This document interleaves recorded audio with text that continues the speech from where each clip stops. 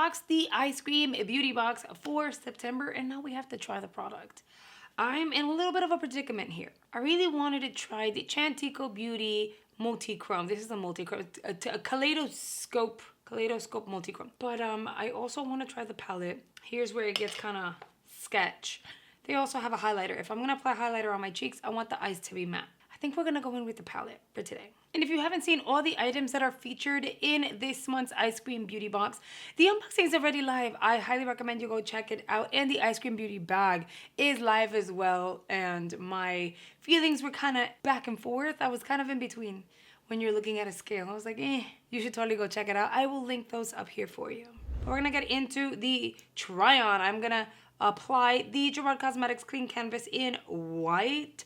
Let me know in the comment section if any of you guys got a different color other than white. I want to know out of curiosity. And to answer you guys' question, what is the point of the white? Well, the white creates a blank canvas. So think of applying this on your eyelid and it being like a plain white piece of paper. When you're using a white piece of paper and you go in with a red marker, you're really going to see true red coming through.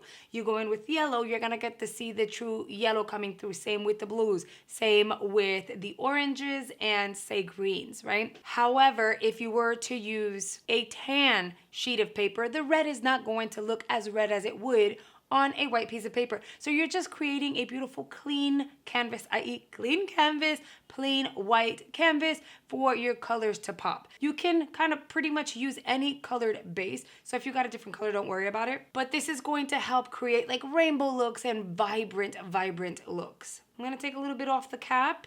And if you're new to clean canvas and you're excited for this, just know a little bit goes a very long way. These are going to last you forever. Look, I'm not dipping back in anymore because I dipped onto the cap and that is enough for both eyelids. You can blend this out with your finger, with a brush, or a sponge. I try to like mix it up as I go. So I'm going to get into those odd to get to or hard to get to corners with a brush. And then I'll go in with a sponge to blend out and make sure it's nice and even. All right, now that we have the eyelid ready, do you see? So now it's like a clean canvas. I am going to begin to apply a color. I think I want to go in with Mori. I'm going to map out this outer area here. And the clean canvas tends to stay slightly tacky, so it's going to allow you to work your product on top of it. And I'm pressing because I want the clean canvas to act like a magnet and grip onto my eyeshadow. And the reason why we're starting at the end and really tapping out here is because you want most of the product to be around this area and the lighter amount here. So most of the product comes off. You tapped it up until about halfway through your eye. And then whatever's left, you're feathering into the inner corner. You do not want to apply really deep shades onto this area unless you're gonna do a smoky eye, because that will close out the eye and make it look so much smaller. So anyone with hooded eyes, small eyes, almond-shaped eyes that are very closed in, you might want to avoid going deep on the inner corners of the eye. One side is done. This shade is really pretty and it's very pigmented. The white base allows it to transfer and look literally like it does on the pan. With a big fluffy brush, just the very tip, I'll go into Sage, the lighter green, and I'm only dipping the very tip, and I'm going to apply that directly on the edge of the initial green we applied. And I just want a gradient out here on the outer portion of the eye. And if anyone's wondering why I hold my brushes typically on the outer, like on the ends of the handles, it allows for better precision. If I hold it like this, now I'm applying too much pressure, and so the bristles won't blend as easily or seamlessly. You want the product to be able to move around with the bristles. So by holding it on the outer end, you're not applying as much pressure, but you still have great precision. And that's how I get a really good blend on my eyeshadows. That's wonderful. I love that I chose that shade. When it comes to eyeshadows, you do not want to press hard at all. You want it to glide ever so gently. That helps the product move around on your skin, gets it to blend. That's why it looks like very airbrushed. I think I want to go in to Poppy, the yellow. And I'm going to apply that right here. I'm going to tap because I want to set that primer. And I want to build the product in this area here. I'm going to bring it in about halfway through. And if you guys are liking the little tips and tricks and you want to learn more when it comes to makeup, color building, some sort of inspiration on how to get colors together, use the products that you get in your beauty boxes, make sure you subscribe to the channel. I would love to have you join. We have a wonderful, upbeat, just positive group here. We're a nice little family, and I think you'd really, really enjoy it. I love that a lot of people learn so many tips and tricks and learn to have fun with makeup, because makeup is supposed to be fun. This is not that serious. We sometimes take ourselves way too seriously, and for what? We all have the ability. It's just a matter of not letting ourselves get too into our heads. Now I'm gonna grab a fine, not so fluffy brush. We're gonna dip into Penumbra. I wonder what are the names of these. Secret Grove, Academia, Sage, Boho, Rustic. They're not names of different kind of mushroom. Bewitching is such a pretty shade, ain't it? It's really, really nice. I'm gonna take this fairly small brush and I'm gonna go in little circular motions here. This brush is not as packed. I don't want it to be packed. I don't want to create a super smoky look, but I want to deepen this outer area here. So I'm going in with a brush that's not super packed. It's not super fluffy. And it's gonna allow me to build the color, build the pigment slowly. The denser and more packed and fluffier the brush is, the more pigment and more of the product you're going to get into any given area. So I'll go in, I tap, then I tap out, and then I'll go back in and gently blend away. I don't bring it all the way in. I am kind of going in circular motions, and I'll bring it again about halfway on the crease.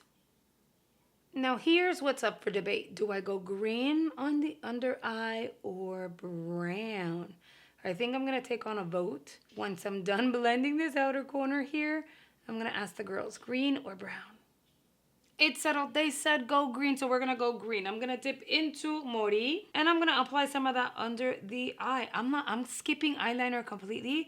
I feel like eyeliner would smoke this look out, and I think it's so pretty just the way it is on its own. I don't need eyeliner. It's a beautiful olive shade for sure. For the bottom lashes, y'all know they get dramatic super fast, so I'm gonna go lightweight with the L'Oreal Telescopic Lift on the bottom lashes, and then I will apply my Timu lashes right on top because these are fluffy, really dramatic, but also very wearable. It's kind of crazy how it elevates a look. So I'll be right back. Okay, so the eyes are on. They're a vibe. If anything, they remind me, which is kind of crazy. I did something very similar to this, if not the same, with Ali Dawson's palette over on Instagram.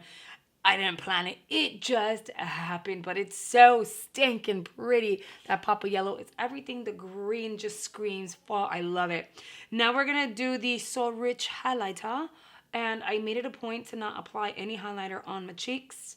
This is what it's going to look like when you pick it up. It looks like a lot, so I'm going to tap out, and even though I'm tapping out, is that a minute? Well, let's see. We'll do it before and after. So I'll pop this baby on. I was kind of scared that it would be like a pure white, because then it won't work for a lot of people, even though it says it's for all skin complexions.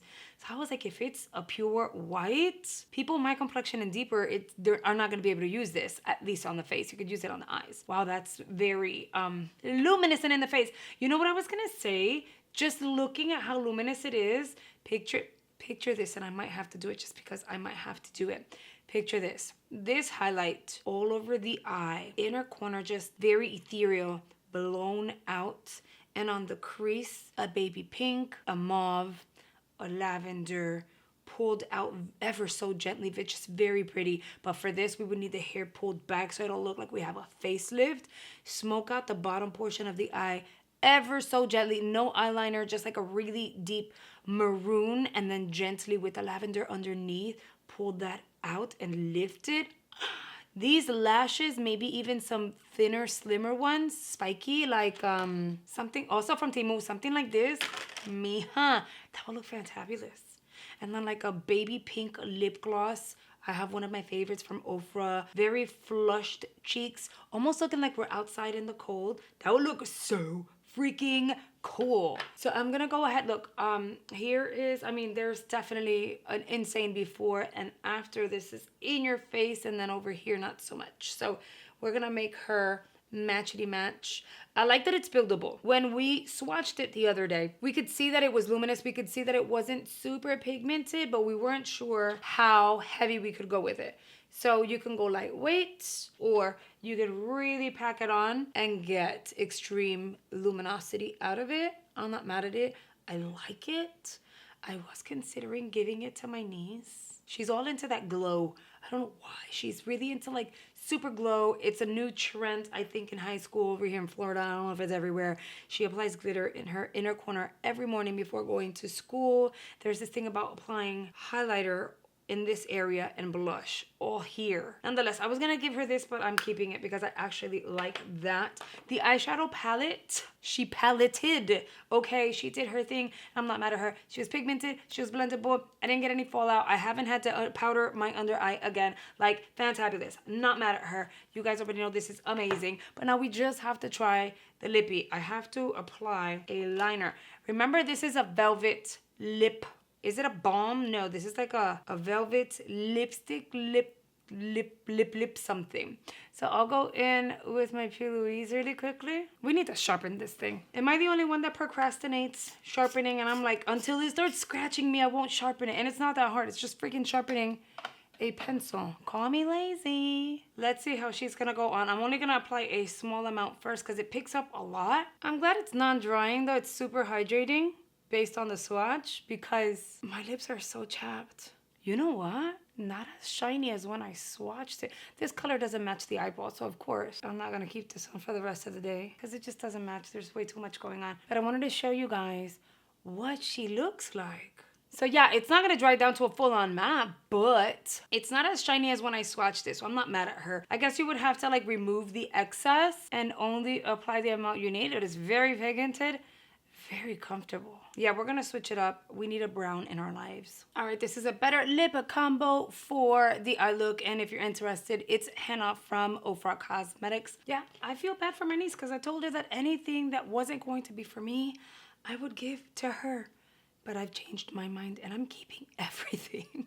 If you've enjoyed this video, I recommend you check out my makeup tutorials playlist where I have a ton of tips and tricks, and I'm trying products that we receive in beauty boxes as well as products that I'm reviewing. So I'm gonna place that here on screen, but I'm also placing a playlist with all of the videos that I released last week. That way you can kind of catch up if you've missed any of them. It's the recap playlist. I hope you consider checking them out, and I will see you guys really, really soon. Bye, guys.